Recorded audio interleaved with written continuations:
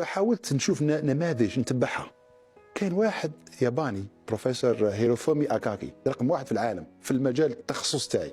اخترت هذا الاستاذ، قلت وين ينشر هو ننشر انا، مستحيل رقم واحد في العالم يخطأ، وفي اي كونفرنس اذهب انا كذلك. نشوف فيه من بعيد، يعني كانت عندي شغل رهبه، يعني رقم واحد في العالم يعني وكذا وكذا في تامبا هنا في امريكا. فقدمت بحث وهو قدم كذلك محاضره، حضر التقديم تاعي، وهذه تعتبر احسن كونفرنس. هذه ايباك دائما في امريكا، لم تخرج من امريكا، اعلى في العالم كونفرنس فقط. هذه اسالني اسئله، يعني رفع يده واسالني، يعني سال وجاوبت. يعني بعد المحاضره يعني انا ذهبت اليه، قلت له اذا كان عندك يعني اضافات ولا اقتراحات كيفاش نحسن البحث تاعي وكذا. زيد ذهبت نفس الكونفرنس والتقيت به، وبعدين التقيت به، وبعدين التقيت به.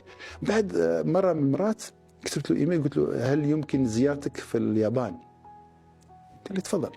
ذهبت الى طوكيو تكنولوجي، والتقيت به. اقترح علي، قال لي انت تخدم في هذا المجال ونخدم مع بعض.